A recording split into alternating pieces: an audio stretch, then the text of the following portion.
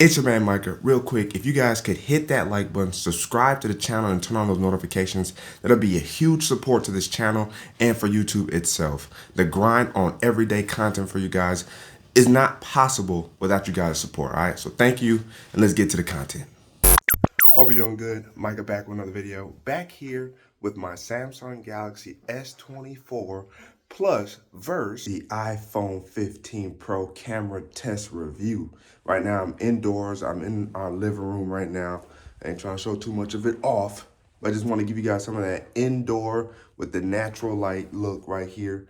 How does this look right now? This one's recording on the iPhone 15 Pro.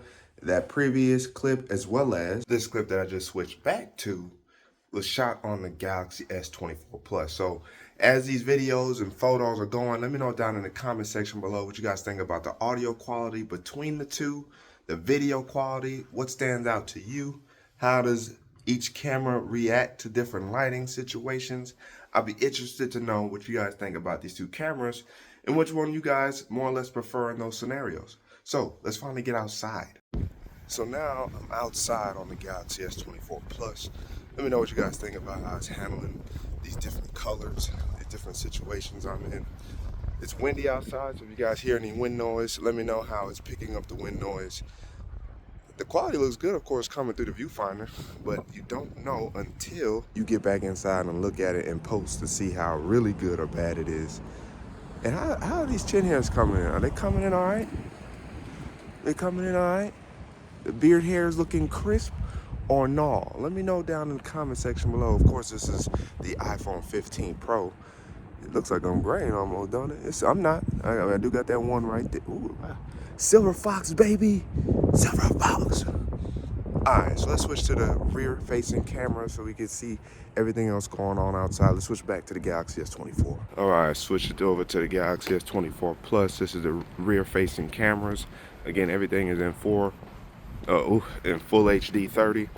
Cameras are capable of 4K 30, 4K 60, and I believe even 4K 120 on that Galaxy S24 Plus. So pretty amazing. I'm not using any activity boost stabilization features. It's just straight out of the camera. So I just want to let me know down in the comment section below what you guys think about the stabilization. I'm just walking right now, holding it with my hand. Everything is handheld. I was thinking about a gimbal, but then I was like, nah, a lot of people walk around with their hands. So let's try to keep it as natural as possible. Let's switch on over to the iPhone 15 Pro. And switching over to the iPhone 15 Pro, this is what we got going on right now on the iPhone. iPhone's capable of 4K 60 with a SSD, 4K 30 otherwise. This is what it looks like. I'm reaching my end here. I guess I can walk through here just a little bit. How is the ground looking? How are these colors? It's supposed to be wintertime here in Georgia, but it's not. How is the ground looking here with the iPhone 15 Pro? Let's switch it back on over to the Galaxy. Now in the viewfinder, it does kind of look like the greens are brighter. If we kind of look back at the ground again, looks like the greens are brighter. There's a little bit more, I don't want to say staleness to the colors of the brown, but the brown doesn't pop as much, in my opinion, in the viewfinder as they do in the iPhone 15 Pro. Pretty good, pretty good. It's 45 degrees out here too. I'm a little chilly. All right, and now we're in cinematic mode on the iPhone 15 Pro. Now, inside, I did one clip with the S24 Plus in cinematic mode, and it looked pretty clean. I use iPhone 15 Pro cinematic mode when I shoot a lot of my talking head points on the channel as of recently. So this is what you're gonna get, as well as if you've seen what it looks like on the channel. This is the iPhone 15 Pro cinematic mode. Looks like it does a pretty good job of tracking. On the viewfinder, it shows it locks onto the face. So it's got some pretty good speedy auto tracking there. Facial recognition. Let's switch on over to the Galaxy S24 Plus. Now this is the S24 Plus's portrait video mode. Now I do feel like I look a little bit more crisp, and the edge detection feels a little bit more natural here on the Galaxy S24 Plus. The blur, of course, the bokeh, depth of field, whatever you want to call it, doesn't feel as strong, but it is doing the job. It looks really, really clean. Looks really, really good. I'm glad I got long arms, because that one-time zoom is kind of tight for a one-hand use case. You probably would need a gimbal if you wanted to kind of hold it out a little bit more. So this is Ultra Video Mode on the Galaxy S24 Plus. Let me know what you guys think down in the comment section below. Which one do you prefer? Which one looks better in certain situations? It almost feels like the front-facing camera is a little bit more sharp, a little bit more clear or poppy, a little more contrasty than the rear-facing cameras for the Galaxy S24 Plus. That's just my opinion, just using the viewfinder right now. I need to know your guys' thoughts down in the comment section below.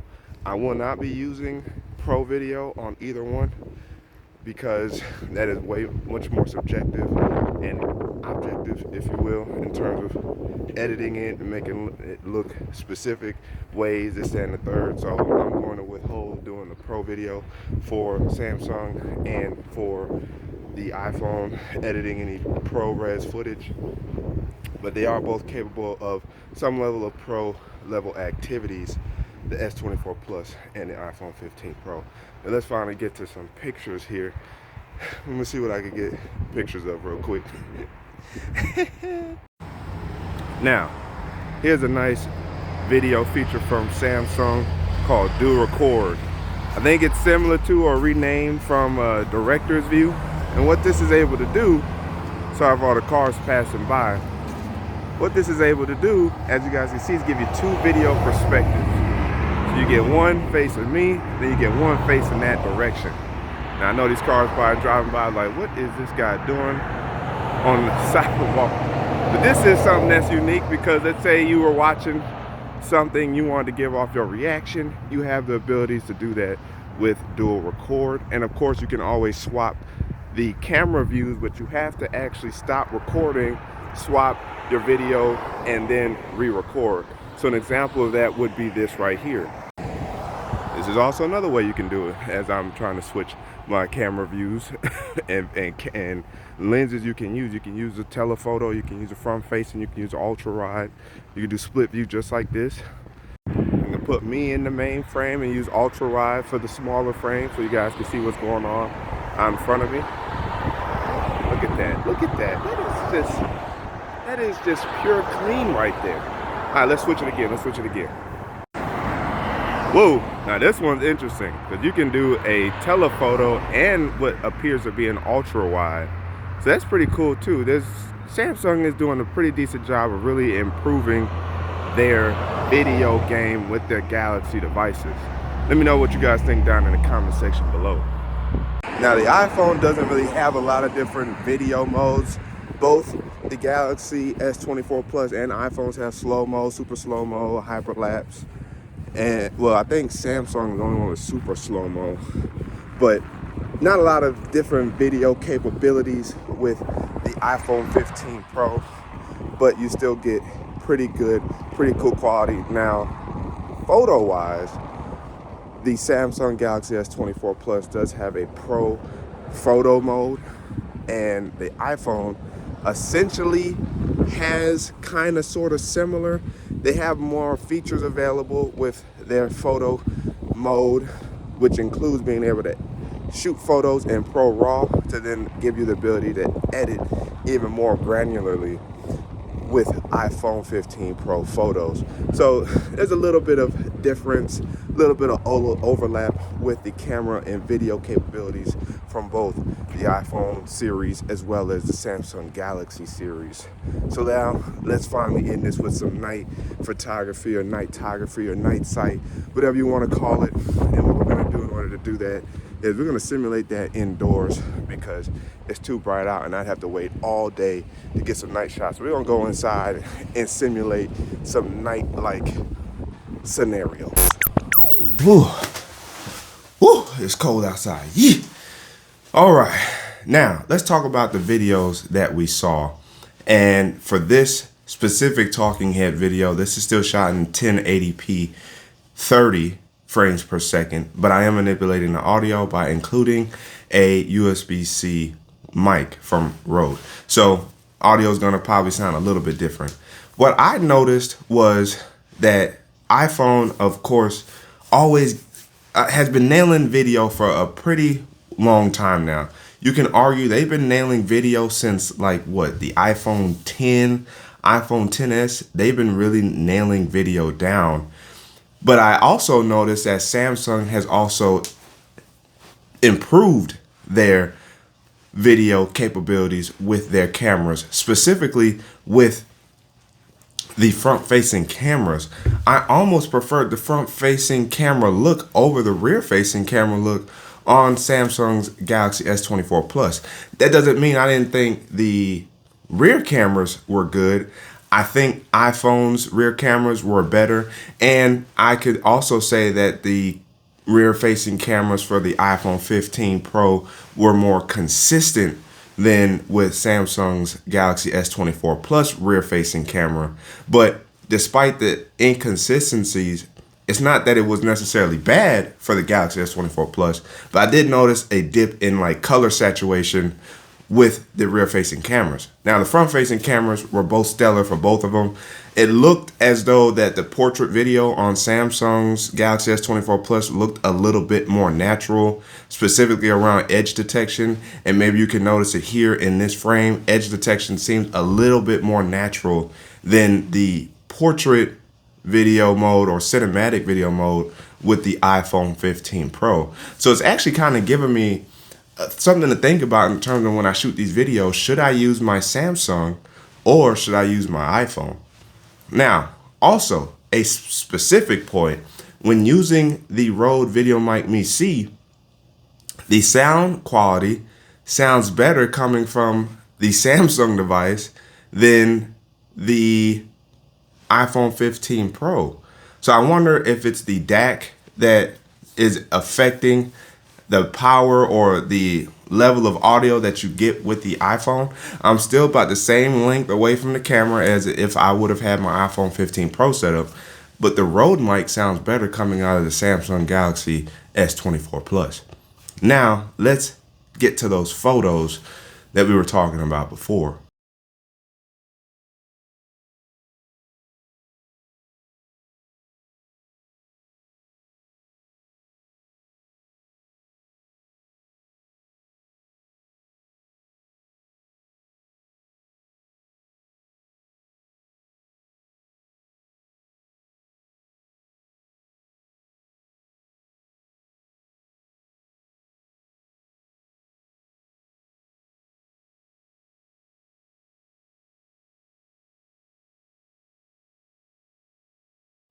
All right, so now we're in the dark in our makeshift studio in here.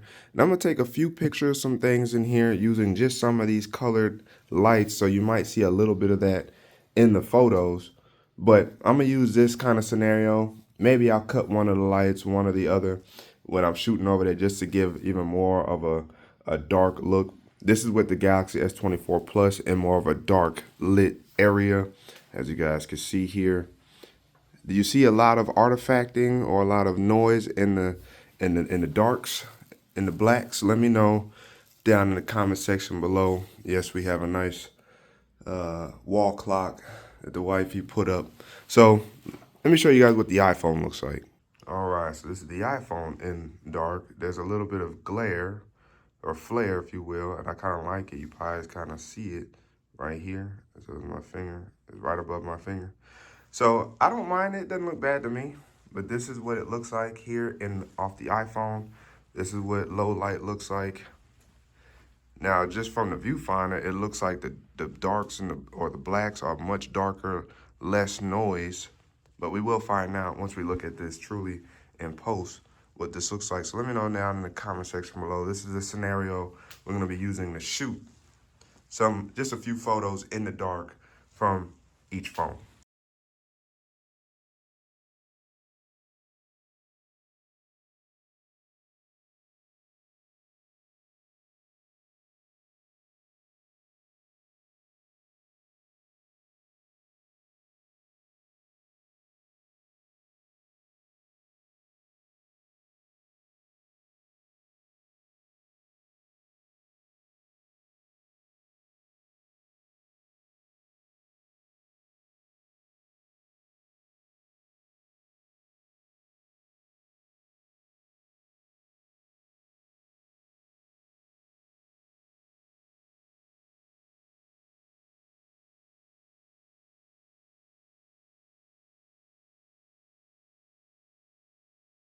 All right. Whew. All right. Just to give you guys a few different looks and photos from night sight and nightography between the iPhone 15 Pro and the Galaxy S24 Plus. I don't know why I'm doing a Tim Cook right now. Good morning. But what were some of the results that I noticed? Well, first off, to establish night sight on the Galaxy S24 Plus, to reach 10 times zoom or maxed out zoom, you have to go into the actual night sight photo mode. The nice part about it is I think it might be because of Scene Optimizer, but I'm not 100% certain. When you're using regular photo mode on the Galaxy S24 Plus, it will automatically detect low light and therefore trigger night sight. And it ranges in between like 1 and 3 seconds, maybe even 5 if it was super dark. But I noticed 1 to 3 seconds. The other thing I noticed between the Galaxy S24 Plus and the iPhone 15 Pro was that the iPhone 15 Pro took 1 second longer to process that low light shot. The Galaxy S24 Plus did a good job of staying in the 2-second range. Now, it is, 2 megapixels bigger in terms of the standard wide. It is about 2 megapixels bigger than this. 50 to 48, I don't know if that's a big deal or not. But I did notice that this did a better job, for the most part, being able to consume as much light as possible in a shorter period of time. Now, one of that first shot that I established between these two, taking a picture of my tablet mount on my table, is that the sensor is definitely wider, at least by default, on the Galaxy S24 Plus than the iPhone 15 Pro. Now, the difference between the cameras is you can set how wide you want this to. I switched between 24mm and 35, and most shots are gonna be at 35mm from the iPhone 15 Pro on my device. But this one, that first shot is definitely wider, thus being able to take in a lot more of that blue light to establish a relatively more clean shot of that tablet mount.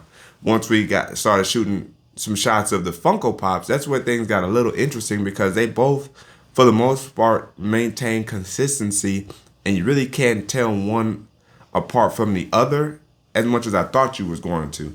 There's a couple shots where the Samsung looks a little sharper in the telephoto range with night sight, but outside of that, since I have red light kind of as the background light, it appeared as though it did a good job of still being able to capture the yellows within the Funko Pop names and still establish the text pretty sharply in low light with night sight mode for both cameras.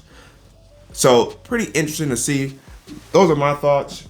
What are you guys' thoughts on the cameras and the video quality of the two phones? Which one do you prefer? Is it a big difference in your opinion between the iPhone and the Samsung?